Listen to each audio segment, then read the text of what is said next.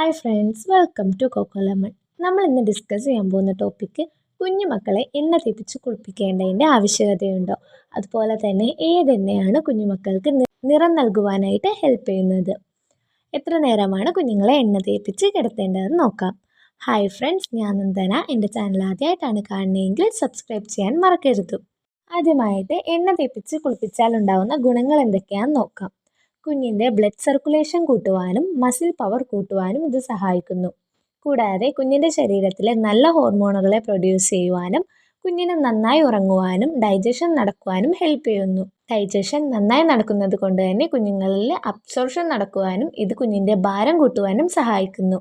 കുഞ്ഞിൻ്റെ skin soft ആവുവാനും അമ്മയും കുഞ്ഞും തമ്മിലുള്ള ബോണ്ട് വർദ്ധിപ്പിക്കുവാനും ദഹനം നന്നായി നടക്കുന്നത് കൊണ്ട് തന്നെ ഗ്യാസിൻ്റെ പ്രോബ്ലം വരാതിരിക്കുവാനും അതുപോലെ തന്നെ സ്ട്രെസ് ഹോർമോൺ കുറക്കുവാനും കുഞ്ഞിന് സഹായിക്കുന്നു.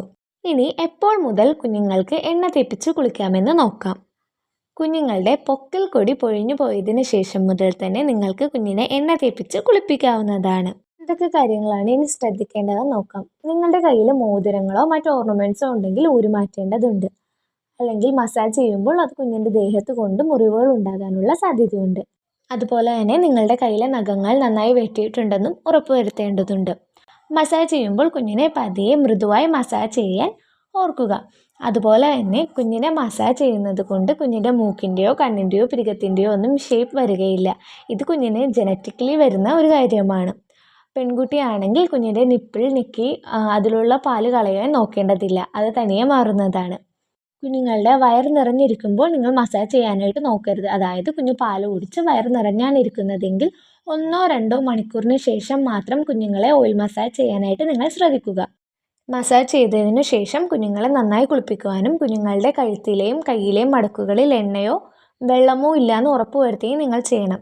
ഇല്ലെങ്കിൽ അവിടെ എണ്ണയോ അതുപോലെ തന്നെ വെള്ളമോ ഇരുന്ന് അലുക്കുവാനും അവിടെ റാഷസോ സ്കിൻ പീലാവാനോ സാധ്യതയുണ്ട്.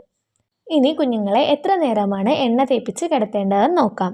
ന്യൂബോൺ ബേബീസ് ആണെങ്കിൽ 5 മുതൽ 10 മിനിറ്റ് വരെ നിങ്ങൾക്ക് കുട്ടികളെ എണ്ണ തേപ്പിച്ച് കിടത്താവുന്നതാണ്. ഈ 2 മാസം മുതലുള്ള കുഞ്ഞുങ്ങളാണെങ്കിൽ ഒരു 15 മുതൽ 30 മിനിറ്റ് വരെ നിങ്ങൾക്ക് കുട്ടികളെ എണ്ണ തേപ്പിച്ച് കിടത്താവുന്നതാണ്. ഇനി കുഞ്ഞുങ്ങളുടെ നിറം വർദ്ധിപ്പിക്കാനായിട്ട് ഏതെണ്ണയാണ് യൂസ് ചെയ്യേണ്ടതെന്ന് നോക്കാം. കുഞ്ഞുങ്ങളുടെ നിറം എന്ന് പറയുന്നത് കുഞ്ഞുങ്ങൾ വയറ്റിലായിരിക്കുമ്പോൾ തന്നെ ഡിറ്റർമൈൻ ചെയ്യുന്ന ഒരു കാര്യമാണ്. ഇത് കുഞ്ഞുങ്ങളെ ജനറ്റിക്കലി കിട്ടുന്നതാണ്. അതായത് കുഞ്ഞിൻ്റെ അപ്പൻ്റെയോ അമ്മയുടെയോ കളറായിരിക്കും കുഞ്ഞിന് ലഭിക്കാൻ പോകുന്നത്. ഇതൊരു എണ്ണ തേച്ച് കുളിപ്പിച്ചത് കൊണ്ടോ അല്ലെങ്കിൽ എന്തെങ്കിലും പൊടികൾ തേച്ചത് കൊണ്ടോ ഒന്നും മാറാൻ പോകുന്നില്ല. കുഞ്ഞ് വലുതാവുമ്പോൾ ഏത് ക്ലൈമറ്റിലാണ് ജീവിക്കുന്നതെന്നോ അതുപോലെ തന്നെ എന്തൊക്കെ ഫുഡ്സാണ് കഴിക്കുന്നതെന്നോ അതിനെ ഡിപ്പെൻഡ് ചെയ്തിരിക്കും കുഞ്ഞിൻ്റെ നിറം.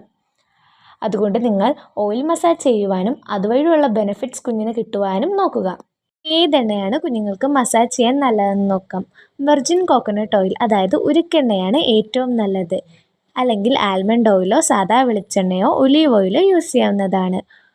നിങ്ങളുടെ വിലപ്പെട്ട അഭിപ്രായങ്ങൾ കമൻറ്റ് ചെയ്യാനും വീഡിയോ ഇഷ്ടമായെങ്കിൽ ലൈക്ക് ചെയ്യാനും സബ്സ്ക്രൈബ് ചെയ്യാനും മറക്കരുത്.